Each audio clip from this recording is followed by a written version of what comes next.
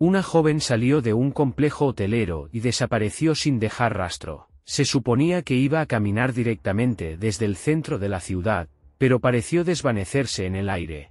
Cuando las fuerzas del orden comenzaron a investigar su desaparición, se encontraron con una serie de hallazgos inquietantes, desarrollos inesperados y circunstancias verdaderamente misteriosas. Este caso permaneció entre los casos de personas desaparecidas más desconcertantes durante varios años, pero finalmente se descubrió la inesperada verdad. Brittany Drexel nació el 7 de octubre de 1991 en Rochester, una ciudad del estado de Nueva York, Estados Unidos. El matrimonio de sus padres terminó cuando ella era muy pequeña. Poco después, su madre se volvió a casar con un hombre llamado Chad, quien adoptó legalmente a Brittany. Más tarde, la pareja tuvo otra hija, Marisa. Como Chad estaba en el ejército, la familia se mudaba con frecuencia. Tras el fin de su carrera militar, la familia se estableció en Chile, uno de los suburbios de Rochester. Desde una edad temprana, a Brittany se le diagnosticó una rara afección en su ojo derecho. La niña se sometió a una serie de complejas cirugías, pero los médicos no pudieron corregir el problema. Como resultado, el ojo perdió su capacidad de ver. Posteriormente, Brittany comenzó a usar lentes de contacto para ocultar este defecto. A pesar de su problema de salud, la chica llevaba una vida plena y feliz. Tenía numerosos amigos, disfrutaba pasar tiempo al aire libre y participaba activamente en deportes. Durante sus años escolares, se interesó por el fútbol y se unió al equipo femenino local. Brittany se apasionó tanto por este deporte que logró un éxito significativo en un corto periodo. La chica también tenía sueños sobre su futuro. Estaba indecisa entre convertirse en enfermera, esteticista o modelo.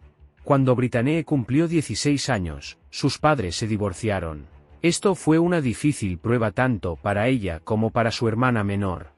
Sin embargo, la chica intentó mantener una actitud optimista. También mantuvo contacto regular con su padre.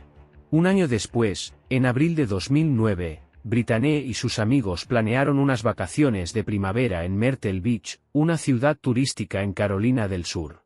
Sin embargo, su madre se opuso firmemente a esta idea. La chica solo tenía 17 años, y la distancia a la ciudad era de más de 1000 kilómetros desde su casa. Todos sus acompañantes también eran adolescentes, y ningún adulto planeaba acompañarlos en este viaje. Además, su madre tenía un presentimiento inquietante sobre este viaje. Estaba convencida de que su hija se enfrentaría a un peligro real. Finalmente, la mujer se negó a dar permiso, lo que disgustó mucho a Brittany. Surgió un conflicto entre ella y su madre, y apenas hablaron durante varios días. El 22 de abril, la chica le dijo a su madre que quería visitar a un amigo que tenía una casa cerca de un lago local. Brittany quería quedarse allí unos días para descansar y ordenar sus pensamientos. Su madre no se opuso ya que el lago no estaba lejos de su ciudad, y dio su consentimiento. En realidad, Brittany decidió ir a Myrtle Beach con sus amigos sin informar a su madre. Sinceramente creía que la mujer estaba exagerando las posibles amenazas y que nada malo le sucedería. Ese día, se reunió con sus amigos y partieron en coche. El viaje duró 13 horas, después de lo cual el grupo se registró en el Hotel Bar Harbor de 2 estrellas, ubicado directamente en la orilla del océano en el centro de la ciudad. La chica estaba extremadamente contenta con este viaje. Descansaba en la playa, exploraba la ciudad y, en general, disfrutaba de sus vacaciones. Después de llegar, Brittany llamó a su madre, asegurándole que todo estaba bien. Continuó ocultando el hecho de que estaba en otro estado y dijo que ella y sus amigos planeaban dar un paseo, después de lo cual verían una película en casa. El 25 de abril, volvió a contactar con su madre por teléfono y mencionó su intención de regresar a casa al día siguiente. Alrededor de las 8 de la tarde, la chica decidió visitar un hotel donde se alojaba un viejo amigo suyo de Rochester. Estaba ubicado a 2,5 kilómetros por una carretera recta, a lo largo de la playa. Casi inmediatamente después de su llegada allí, recibió un mensaje de una de sus amigas. Anteriormente, Brittany le había pedido prestados unos pantalones cortos, pero esa tarde la amiga exigió su devolución ya que planeaba usarlos ella misma. Brittany estaba descontenta por tener que recorrer toda esa distancia de nuevo, ya que llevaba puestos los pantalones. Sin embargo, dejó el hotel de su amigo y se dirigió de vuelta a su alojamiento. En el camino, la chica intercambió mensajes con su novio, Ion. Él había tenido la intención de unirse a su grupo en este viaje, pero no pudo conseguir tiempo libre de su trabajo temporal. Brittany compartió con él que tenía que regresar al hotel y expresó su insatisfacción con el comportamiento de su amiga. De repente, la chica dejó de responder a los mensajes, lo que preocupó a Ion. Le envió varias preguntas, preguntándole sobre el motivo de su silencio, pero no llegaron respuestas. Después de esto, el joven intentó contactarla por teléfono, pero Brittany no respondió a las llamadas.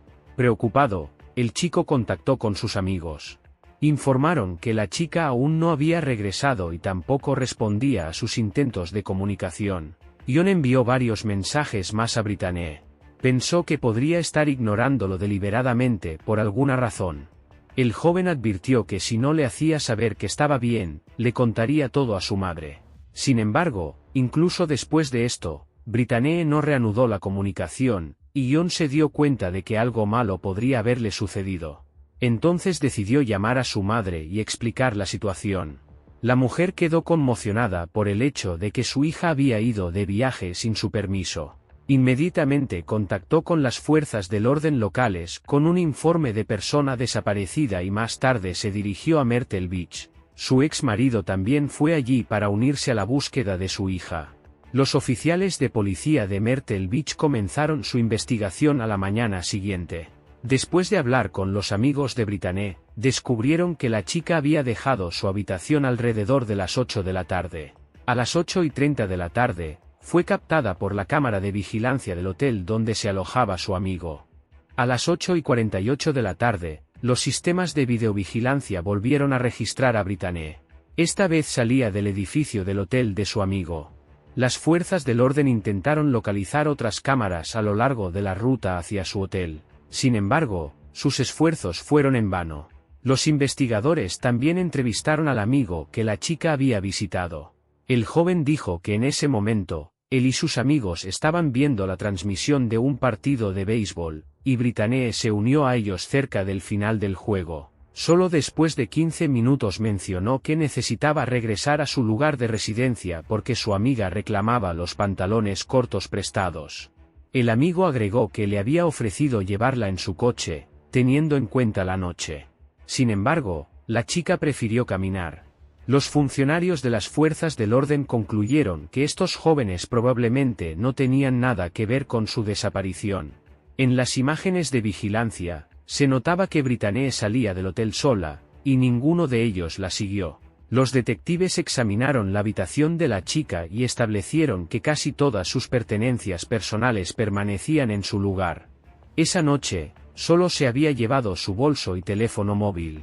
Esto indicaba que era poco probable que Brittany hubiera desaparecido voluntariamente en algún lugar. Esta hipótesis también fue refutada por su correspondencia con su novio poco antes de la desaparición.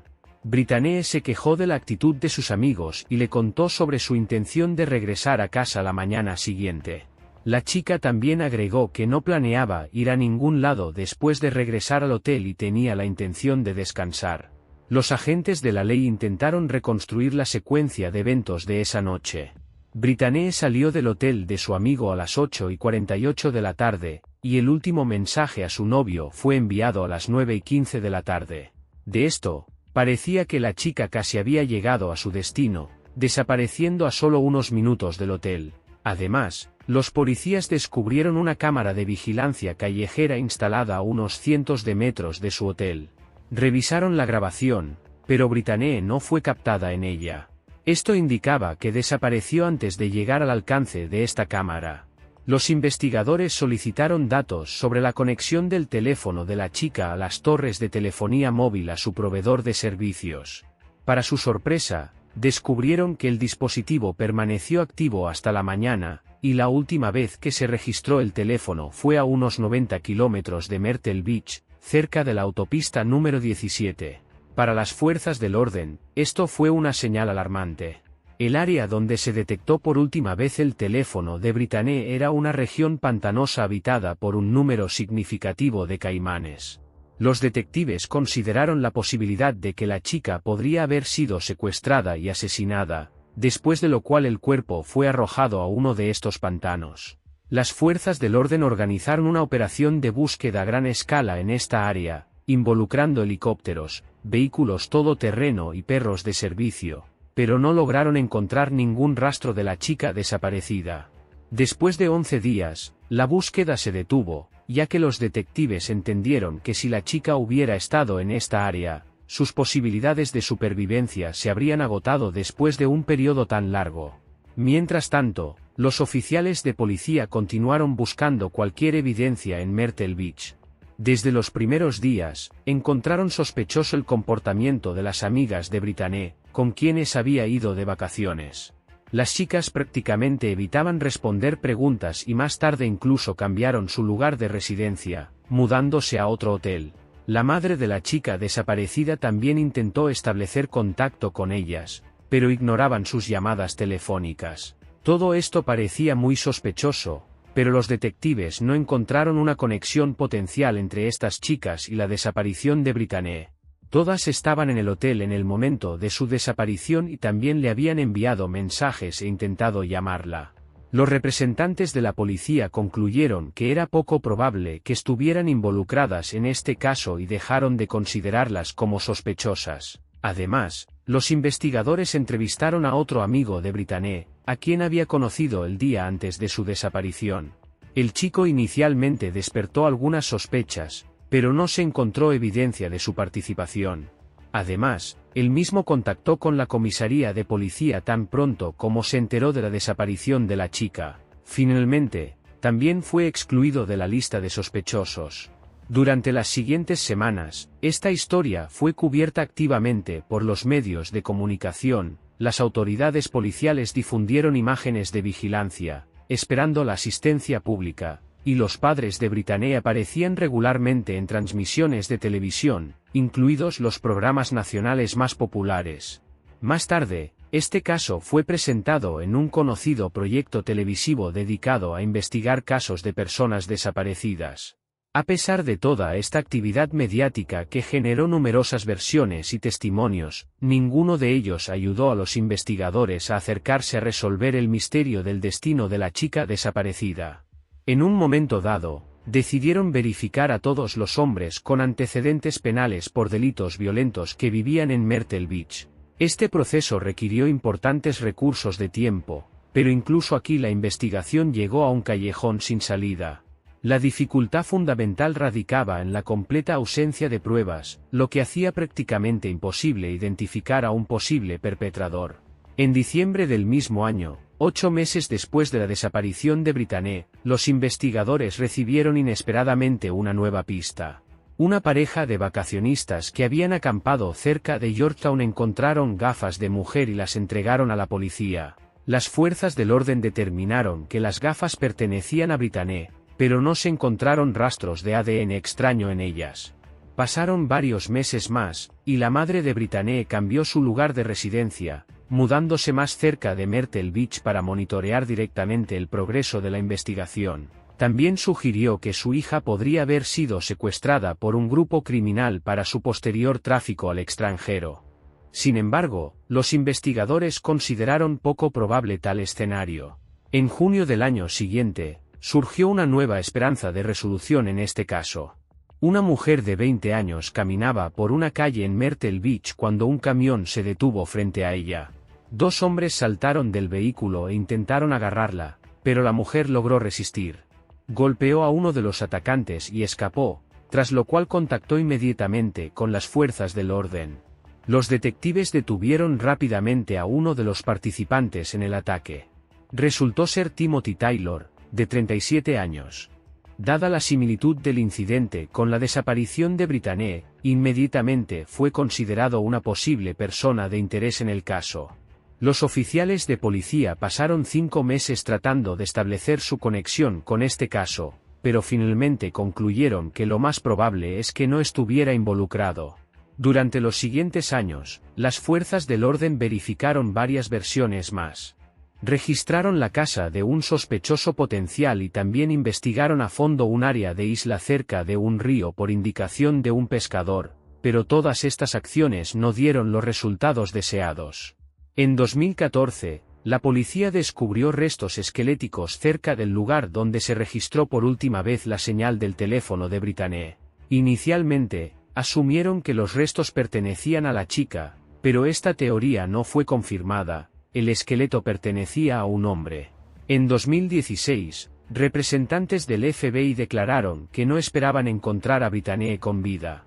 En su opinión, fue capturada y transportada al área donde se registró la última señal de su dispositivo móvil, después de lo cual fue asesinada. La oficina también ofreció una recompensa de $25.000 por información que contribuyera a resolver este caso.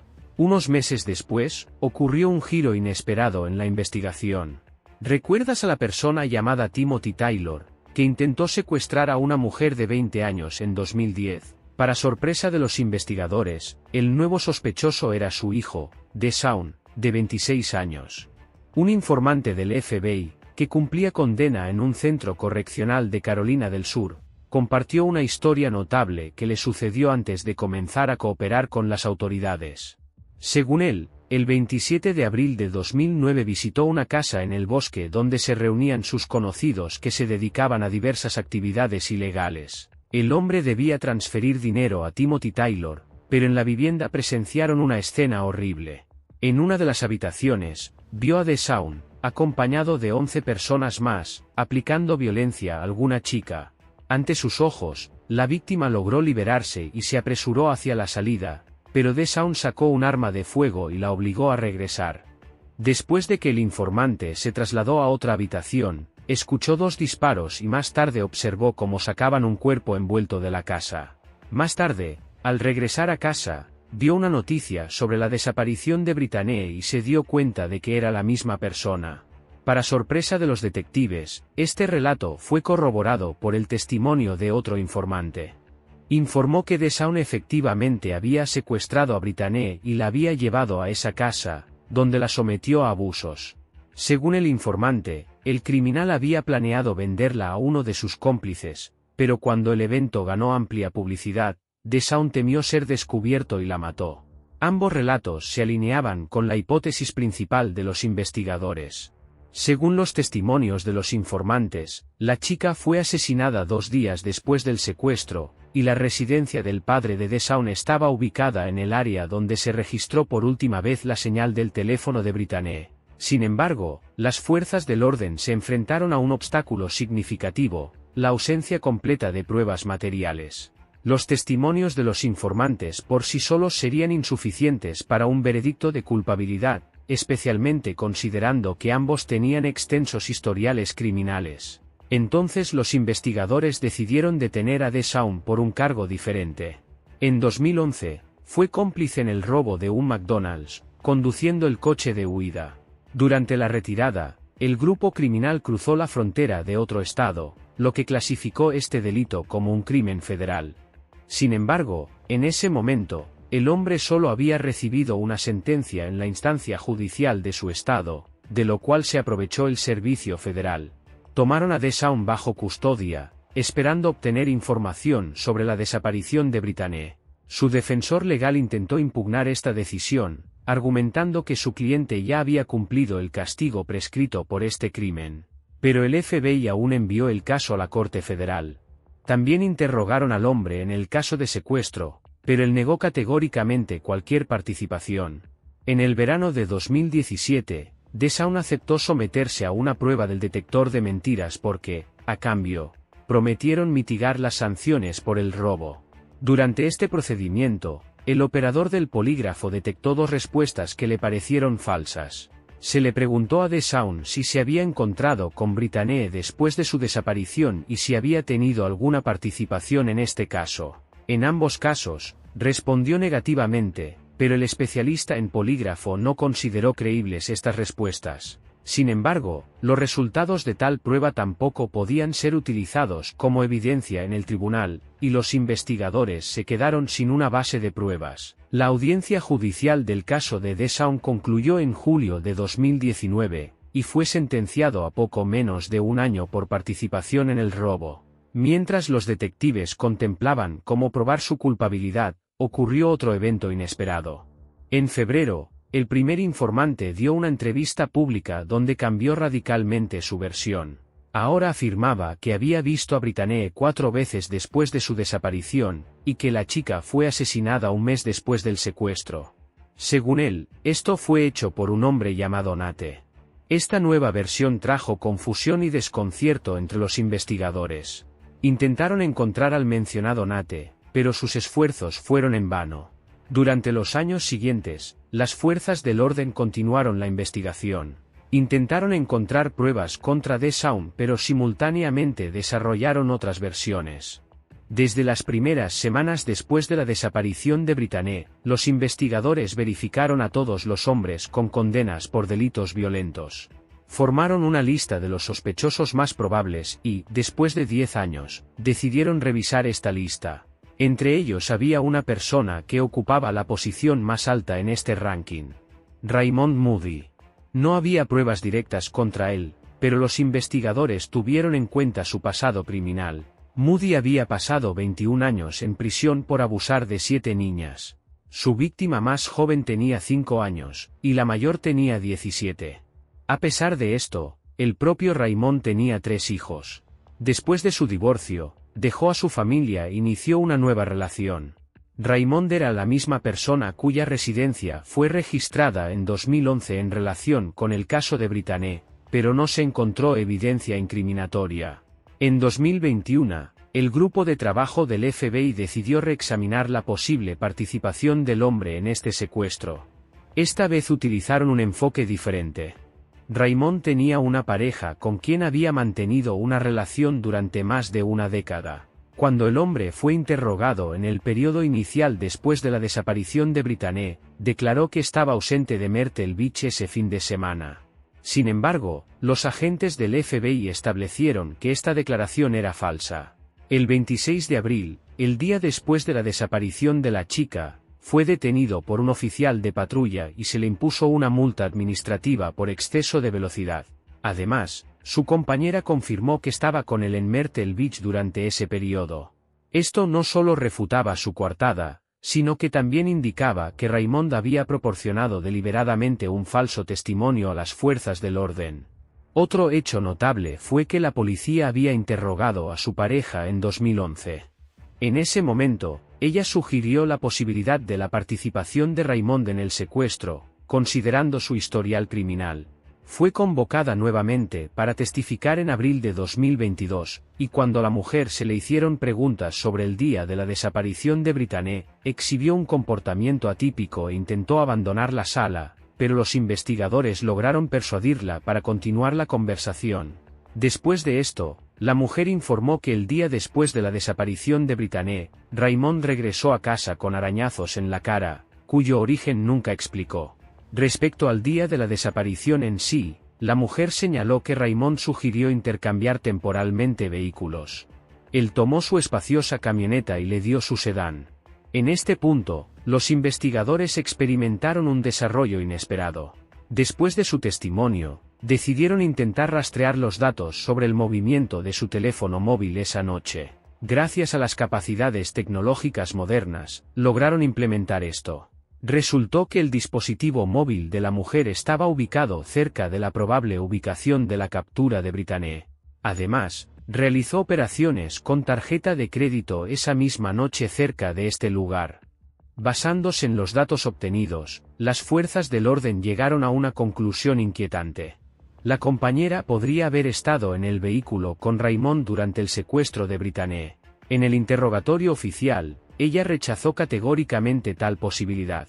La mujer sugirió que podría haber dejado su dispositivo de comunicación y tarjeta de pago en el coche.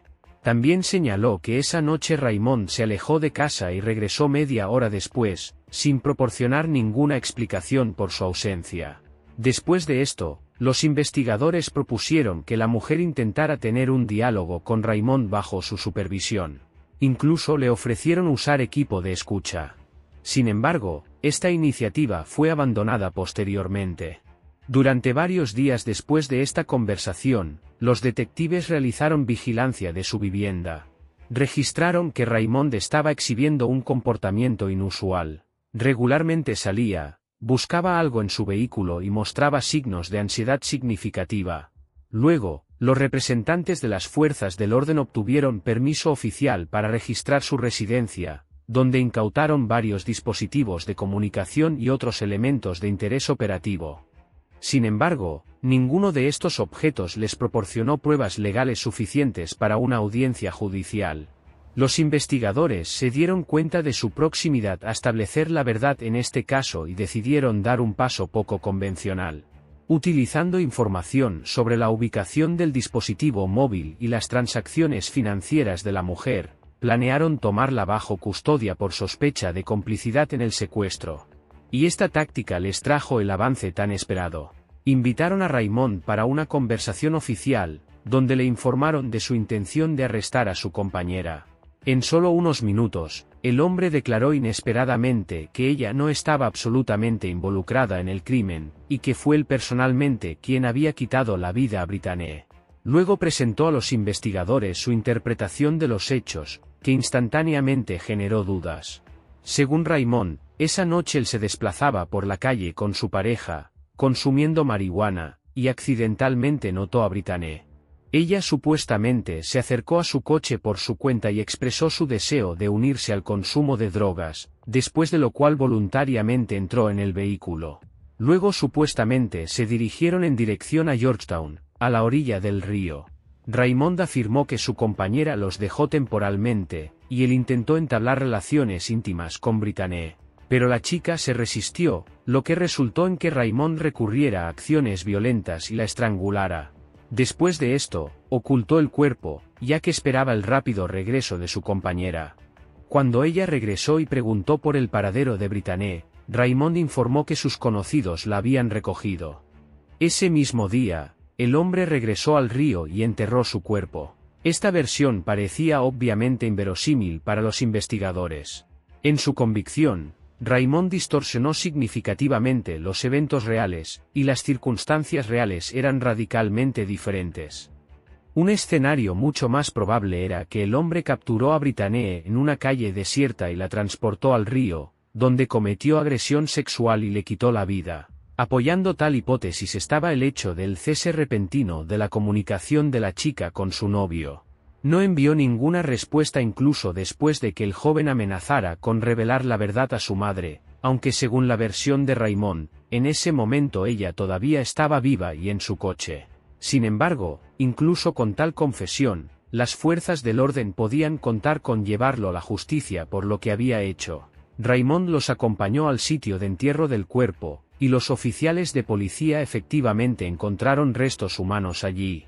A través de pruebas genéticas y registros dentales, los especialistas identificaron que pertenecían a Brittany. El sospechoso fue acusado oficialmente de secuestro y asesinato deliberado, después de lo cual comenzaron los preparativos para el juicio. Su cohabitante hizo ajustes a su testimonio y confirmó que los eventos se desarrollaron exactamente como Raymond describió.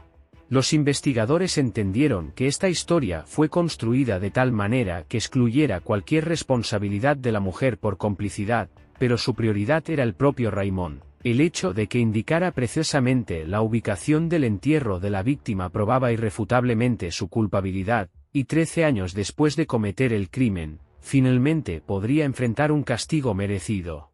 En la sesión del tribunal, no se retractó de su testimonio y admitió su culpabilidad, por lo que el proceso se completó en poco tiempo. El 19 de octubre de 2022, Raymond fue sentenciado a 30 años de prisión. En el momento de la decisión del tribunal, tenía 62 años, por lo que la probabilidad de su liberación era mínima. En su declaración final al tribunal, el hombre se caracterizó a sí mismo como un verdadero monstruo, y expresó arrepentimiento por el sufrimiento que había causado a la chica. Así, en esta compleja historia criminal, finalmente lograron poner un final lógico. Sin embargo, ciertos aspectos todavía plantean preguntas para los investigadores.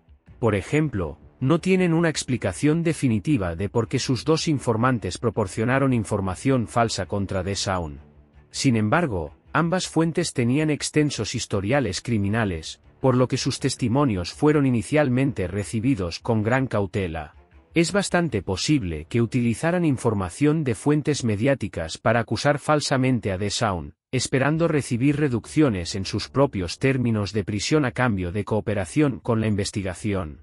Queda un aspecto más que continúa interesando a las fuerzas del orden. Tienen razones para creer que Raymond puede estar involucrado en la desaparición de una mujer de 28 años en 2005. Durante ese periodo, vivía cerca de ella, y los investigadores sospechan su posible participación en su secuestro. Sin embargo, el propio Raymond niega tales suposiciones, y no hay evidencia material contra él. Por lo tanto, con alta probabilidad, no se presentarán cargos adicionales contra él. Esta historia de crimen real ha sido intensa, y nos encantaría conocer tu punto de vista. ¿Qué crees que ocurrió? Comparte tus teorías y puntos de vista. Gracias por vernos y hasta la próxima.